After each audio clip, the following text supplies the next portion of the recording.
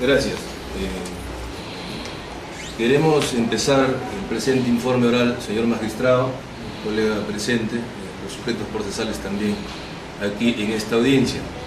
Dejar expresa constancia que al finalizar los alegatos de nuestro adversario no ha presentado las conclusiones que señala el Código Procesal Penal y en consecuencia estamos ante un desistimiento tácito de la presente querella particular que el magistrado tiene que evaluar al momento o antes de emitir la resolución de mérito en este acto o según los días que le señala la ley.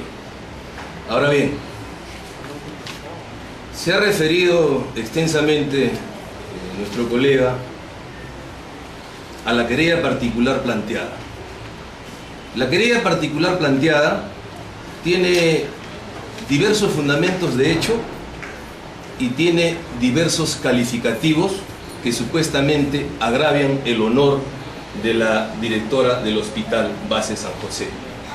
Sin embargo, solo es una redacción de un escrito con textos, palabras y oraciones. Pero cuando uno interpone una querella particular, el fundamento principal no son sino los audios con imágenes o con grabaciones, tanto habladas, sonidos, gestos, hechos, etcétera, etcétera, etcétera. Y si revisamos profundamente la transcripción de fojas 6 a fojas 9 que ella acompañó como prueba y que son el sustento de los videos para buscar una sentencia condenatoria contra nuestro cliente, vemos clarísimamente, meridianamente, que no concuerda uno solo de los fundamentos de hecho o fácticos de la querella particular de fojas 33 a fojas 39 con la transcripción de fojas 6 a fojas 9. En el desarrollo del presente juicio oral se han escuchado los videos que ha presentado la querellante particular como prueba. Sin embargo, si revisamos los audios y revisamos las actas de juicio oral transcritas, que son la síntesis de lo que ha ocurrido en este juicio, hemos visualizado dos hechos trascendentes para la absolución de nuestro cliente. Primero, que en ninguna síntesis de las actas de juicio oral se ha dejado expresa constancia de algún calificativo o adjetivo que lesione o dañe el honor y la buena reputación de nuestro adversario. Y consecuentemente allí no existe ningún delito. No sabemos, porque el auto admisorio o apertorio homologado a un auto apertorio contiene una serie de incongruencias, no sabemos si se nos persigue por el delito de difamación, de injuria o difamación propiamente agravada. Ese auto que usted no calificó en su momento, si no fue otro juez, tiene que ser revisado por usted. ¿Y por qué razón? Porque ya hay sentencias de nuestro Tribunal Constitucional que son de precedente y vinculante, como la sentencia de la hermana del expresidente Alejandro Toledo Manrique, me refiero a la sentencia de Margarita Toledo, que invocamos que usted la haga suya y la revise. Se señala claramente cuando hay una contaminación de los fundamentos fácticos y de los fundamentos jurídicos de un auto admisorio que puede ser de naturaleza civil o un auto apertorio. En este caso, nosotros hemos revisado ese auto que califica la querella particular y en ese auto no se ha precisado de manera precisa, concreta y bien definida los fundamentos de hecho, o sea, fácticos, por el cual supuestamente Armando Guamanta Saico ha desarrollado una conducta dolosa y que además esos fundamentos fácticos se encuadren en los tipos penales formulados por el legislador, es decir, el tipo penal de difamación, o sea, cuáles son los hechos para que se dé la difamación propiamente dicha y no agravada. cuáles son los fundamentos fácticos en la cual la conducta del querellado Armando Huamanta Saico se subsume en el delito de calumnia, ambos delitos previstos en el artículo 131 y 132 del Código Penal vigente. Y finalmente, se apertura aparentemente instrucción, por eso digo que hay incongruencias entre la parte expositiva, considerativa y resolutiva del auto. Se nos abre instrucción por un supuesto delito de difamación agravada. Y nosotros peticionamos que usted revise exclusivamente y rigurosamente ese auto que califica la querella particular. Porque cuando nos abren instrucción, no señalan el tipo penal de difamación agravada. Es decir, los autos que califican querellas particulares deben precisar concretamente, específicamente lo siguiente. Esto es un deber de los magistrados. ¿Cuál es ese deber? Motivar las resoluciones judiciales. ¿Quién le faculta? ¿Por mandato de quién ustedes tienen que motivar las resoluciones judiciales? Por mandato o por imperio de la Constitución Política del Perú, artículo 139, inciso 5.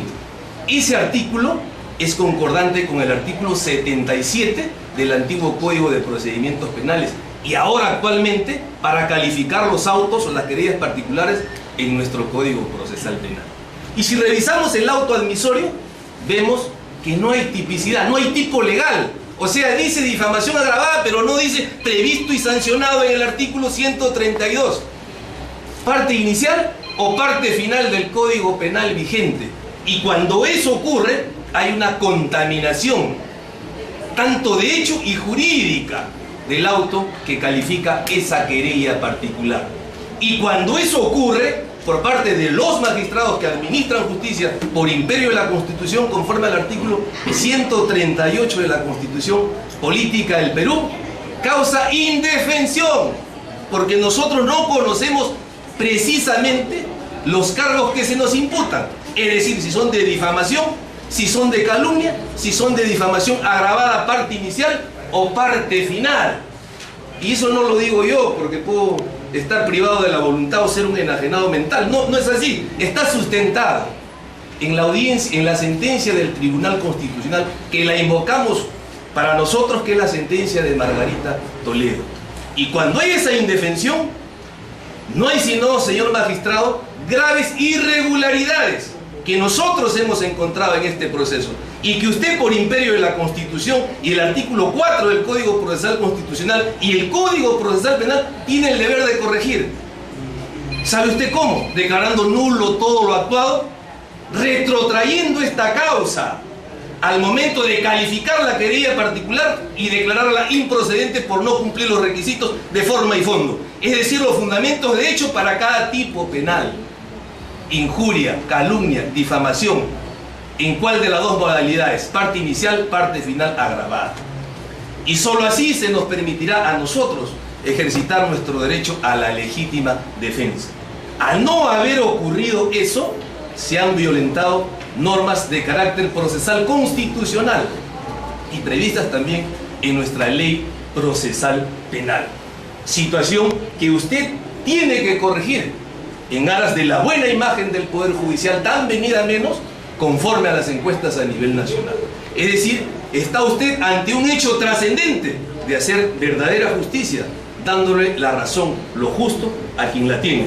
Y nosotros hemos demostrado que este auto que califica esta querella particular, aun cuando otro juez no lo quiso declarar, está contaminado, tanto en los fundamentos de hecho y en la fundamentación jurídica.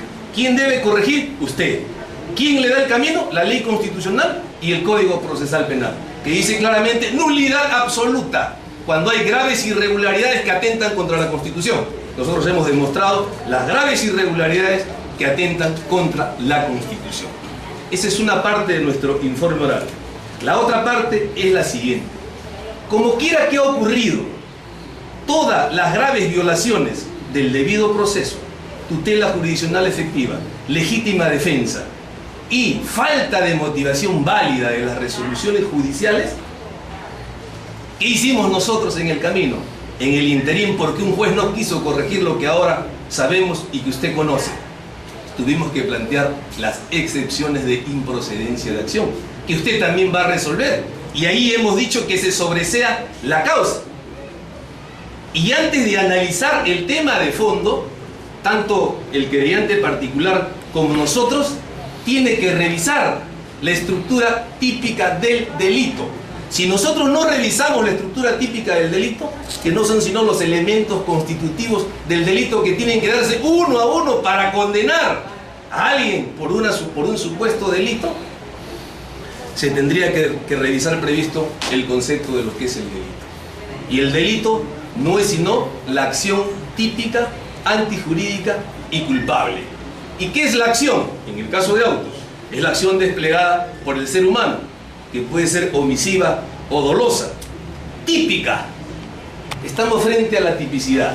Si no hay tipicidad, no hay delito. Si usted revisa el auto que califica esta querella particular que obra en el expediente fiscal, vemos que hay ausencia de tipicidad. Es decir, hay atipicidad absoluta por no haberse señalado el nomen juris o la norma penal en el cual ha incurrido él como agente delictivo. Y al no existir esa norma penal prevista expresamente en este auto que califica la querella particular, estamos ante la falta de tipicidad. Y si no hay tipicidad, no hay conducta subsumida en la tipicidad por ausencia del nomen juris del auto que califica esta querella particular, sencillamente no hay delito. O sea, no se cumplen los elementos tipos o estructurales del delito. En este caso está fallando la tipicidad, lo que es el concepto del delito: acción típica, antijurídica y culpable. Si no hay tipicidad, ya no hay lo injusto del derecho, la antijuricidad, y ya no existe culpabilidad. Por eso nosotros hemos planteado las excepciones de improcedencia de acción. Primero, porque delito de difamación propiamente dicho no existe, de injuria propiamente dicho no existe, y de calumnia tampoco, por una sencilla razón: no hay fundamentos de hechos que describen la conducta de él como investigado que se subsuman en esos tipos penales. Y si quieren forzar la figura, yo vengo aquí a decirle a usted que haga justicia. ¿De qué manera? Aplicando el principio de especialidad. Y no voy a poner este ejemplo, sino otro ejemplo para que todos nos demos cuenta de qué es lo que hablamos. Si hay un funcionario público, un alcalde o un presidente regional que pecula los caudales o efectos de un gobierno local, regional o nacional, ¿qué delito comete ese alcalde elegido por mandato popular? Comete peculado, que significa robar el peculio ajeno, es decir, el dinero de la caja de un municipio. Y si lo denuncian penalmente y un fiscal y un juez brillantemente dicen que este es autor de un delito de hurto o apropiación ilícita o robo de ese dinero, podríamos procesarlo a ese alcalde, a ese presidente regional o a un ministro de Estado por el delito de robo, hurto, apropiación de esos bienes o ese dinero de la municipalidad o de la región. No, hay un principio de especialidad. A ese funcionario tenemos que procesarlo por el delito de peculado, es decir, delito contra la administración pública, porque él es un funcionario público. Es el mismo caso aquí, exactamente igual. Y le pedimos que aplique el principio de especialidad, es decir, no hay injuria, no hay calumnia, no hay difamación, porque la difamación agravada, que a pesar que he demostrado que tiene ausencia de tipicidad, pues no hay norma legal citada, estos tres delitos, por el principio de especialidad, son subsumidos por este delito. ¿Por qué razón? Porque los hombres de prensa que ejercen periodismo no hacen sino expresar informaciones, o sea, la libertad de palabra, opinión, a través de un medio de televisión como lo hizo él. ¿Y cuál es la figura que se le aplica a quien comete un delito mediante la prensa, mediante un medio de comunicación? Solo difamación agravada, pero prevista, tiene que decir expresamente, el auto que califica la querella particular tiene que decir difamación agravada, aperturo artículo 132, parte final, previsto y sancionado en el artículo 132. Si no se hace eso, ocurre lo que yo le he dicho: hay indefensión, violación de la tutela jurisdiccional efectiva, debido proceso, legítima defensa y violación de la motivación de resoluciones judiciales. Eso es lo que ha ocurrido acá. Por eso nosotros hemos planteado las excepciones de improcedencia de acción para corregir la grave transgresión de derechos constitucionales y procesales que hizo el anterior juez. No usted, sino el anterior juez. Pero es su deber corregirlo. ¿Cómo lo va a corregir si no acoge la nulidad de todo lo actuado que acabo de señalar que tiene que usted hacerlo en observancia de la Constitución Política del Perú, declarando fundadas las excepciones que yo he planteado? Por dos razones fundamentales. No hay fundamentos de hecho que se encuadren en cada tipo penal. No hay tipicidad, porque no han descrito la conducta desplegada por el agente delictivo para subsumirse en ese tipo penal. Y la otra razón es que al aperturarse instrucción por difamación agravada, sencillamente no se señala el tipo penal. En la sentencia Margarita de Toledo, de la hermana de Alejandro Toledo, ¿qué dijo un juez? Se apertura instrucción por el delito de falsificación de documentos. Grave resolución. ¿Qué le demostró el Tribunal Constitucional? Le dijo, no, para abrir por falsificación de documentos hay dos tipos delictivos y dos conductas desplegadas. Uno, falsificación de documentos privados, y el otro, falsificación de documentos públicos. ¿En cuál ha señalado usted, juez? En ninguna, sino que lo dijo de forma general.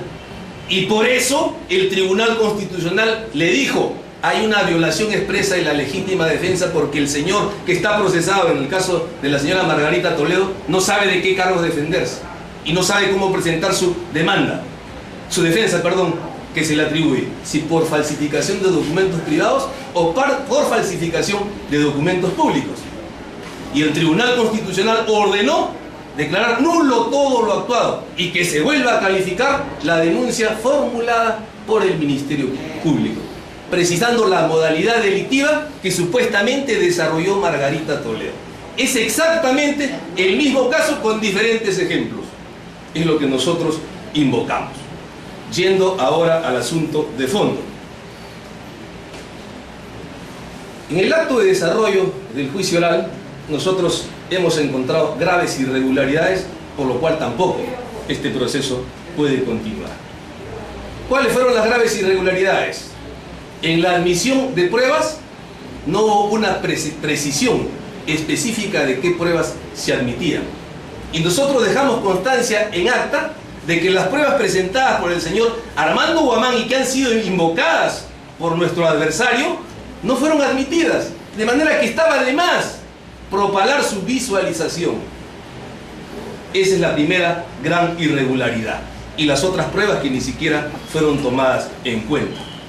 A pesar de que se hizo eso, Su Majestad, que es usted, paró la visualización que yo había observado que no debía visualizarse a mitad de su desarrollo, por lo cual también dejamos expresa constancia que eso no debe ocurrir, porque eso va a acarrear indefensión en nuestra parte, como en efecto ha ocurrido.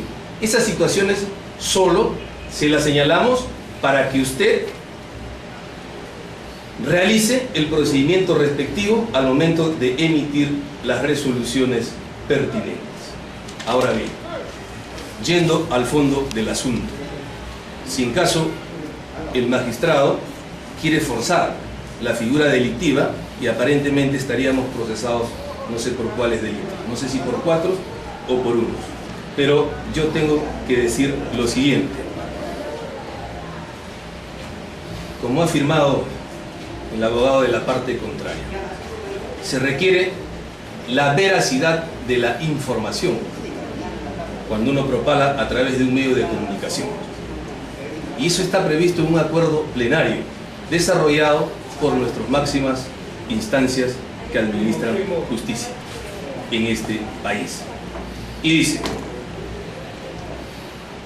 ¿qué se requiere? Se requiere que la información sea veraz, haya sido diligentemente contrastada con datos objetivos e imparciales. También ha dicho lo siguiente: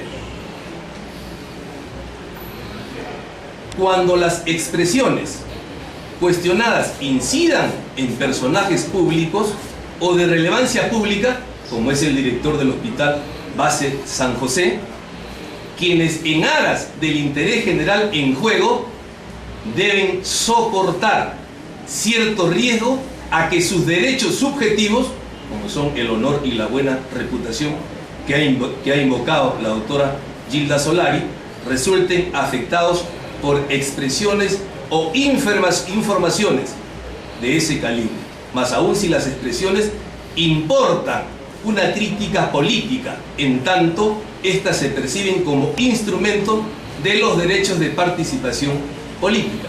Así lo ha reconocido la Corte Interamericana de Derechos Humanos en la sentencia Herrera-Ulloa del 2 de julio de 2004, que, tratándose de funcionarios públicos, ha expresado que su honor debe ser protegido de manera acorde con los principios del pluralismo democrático. En todos estos casos, en unos más que otros, los límites al ejercicio de esas libertades son más amplios. Es decir, que la doctora Gilda Solari Bonifacio, con todo respeto, no es de vidrio o de cristal que se puede romper a la primera expresión. No es así. Ella, como funcionario público, debe soportar cierta carga de críticas. Y puede ser que haya calificativos por eso contra su honor y buena reputación, que no es este caso, pero sí ha habido otros casos en el mundo que han sido citados en amplia jurisprudencia. En consecuencia, forzando la figura. Por favor. Bravo, pues eso, bravo. No se puede irrumpir abruptamente cualquier persona del despacho, por más personal que sea de este Poder Judicial. Nosotros somos muy respetuosos. En todo el proceso del juicio hemos respetado a todas las partes. Esa es nuestra forma, nuestro estilo y nuestra conducta de ejercer defensa. Y en la transcripción de Fojas 6 a Fojas 9, volviendo al tema, Armando Guamán ha señalado que se contrató a 22 periodistas. ¿Y acaso no resulta un escándalo, aunque sea legal, contratar a 22 periodistas pagándole un sueldo de entre 250 a 500 soles, dando una cifra mensual de 25.000 soles aproximadamente y anual de cerca de 250.000 nuevos soles? ¿No es un escándalo político provincial contratar a 22 periodistas a cambio de qué? ¿Para que lean información? ¿Para que pasen notas de prensa? ¡No! Y el solo hecho de que un periodista que no está alineado a determinada gestión, son libres de alinearse. Pueden alinearse al alcalde, pueden alinearse al presidente regional o al presidente de turno. Hablo desde el punto de vista de los medios de información. Alínense a cualquiera. Pero hay gente que no está en esa línea, como es el periodista Armando Guamán Tasaico, que seguramente su línea es independiente, imparcial, e hizo esa crítica. ¿A cambio de qué se contrata a 22 periodistas? Y si usted revisa la transcripción, no hay un solo adjetivo, no hay un solo calificativo que menosprecie o agravie el honor y la buena reputación de la doctora Gilda Solari Bonifacio. Y esa es una crítica que hay que hacerla, pues. Y la hizo, se contrató a 22 periodistas. ¿Y qué? Tenemos que hacerlo. ¿Y por eso vamos a resultar condenados? No, señor, eso es imposible, porque no hay ninguna lesión. Y si así hubiese existido alguna lesión, hemos dicho y hemos citado la sentencia de la Corte Interamericana de Derechos Humanos. Por ser funcionario público, está expuesto a esas críticas porque desarrolla una función política. El funcionario público no es de vidrio. Esa es la primera parte. No es de cristal que pueda romperse al primer criticón que se le haga. Eso no es así. Esa conducta no puede condenarse por parte del señor magistrado que ejerce jurisdicción y competencia en este caso. Luego, la parte contraria ha afirmado lo siguiente, y está en la transcripción, a Fojas 8, o sea, Fojas 6 a Fojas 9, que efectivamente dice: se ha contratado gente para que haga polos, se ha pagado restaurantes por refrigerio, se ha mandado a hacer desayunos, parrillas, polladas. ¿Y eso es ilegal? Eso es legal. Ella puede hacer, si el presupuesto se lo permite, lo que quiera. Hasta incluso comer polladas particulares con gente particular. Está bien. Y está bien también que se critique esa función, porque aparentemente los recursos de un hospital base San José como el de nosotros, que debe atender a los más pobres de Chincha y de la región Ica, tenga que atender las necesidades de salud y no necesidades particulares como desayunos o polladas. ¿Y qué ha dicho el abogado de la parte contraria? Sí, eso se ha hecho, y se ha lavado las manos como cuando a Jesús lo entregaron a Pilatos y dijo: no, eso no es en mi gestión, eso fue la anterior director del hospital base San José. ¿Y qué? ¿Cuál es el problema? Ella asume las funciones con el activo y el pasivo. Y está bien que se le critique porque el presupuesto del Hospital Base San José, que es el erario de todos los peruanos que pagamos para que esto funcione y ellos cobren como funcionarios de confianza y como personal administrativo u obrero de ese hospital. Está bien, pero no se puede destinar para estas cosas, en mi opinión particular. Y si es legal, está bien pues. Mucho más legal resulta que nosotros critiquemos esa conducta de comer una pollada particular y no se le dé a los pobres del Chinchi de la región el erario nacional del Hospital Base San José. Y por ese hecho se nos enjuicia y por ese hecho se nos quiere condenar. No, pues no hay ningún calificativo grosero que mancille su honor, su buena reputación de la doctora Gilda Solari Bonifacio. Y si usted sigue revisando, cuando ellos hablan de los calificativos, están robando, no se refieren a ella. Veamos la transcripción a fojas 9. Se refiere a los alcaldes. Y usted hizo la pregunta en el acta de juicio oral. Y ahí está señalado. Dice así: ellos no me han hecho nada, es mi labor de informar. Y lo que tengo que decirlo enérgicamente, quieren que le diga: ah, creo que le están robando. Ah, creo que están trabajando mal, cuando realmente están despidiendo a... Abogado de la creyente. 12. ¿Puedo repetir la fecha del suplente? 17 de enero del año 2014 a las 12 del día.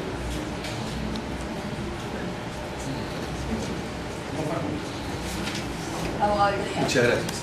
¿Conforme? ¿Sí? Siendo las 12:51, se da por concluida la audiencia y por cerrado la sesión.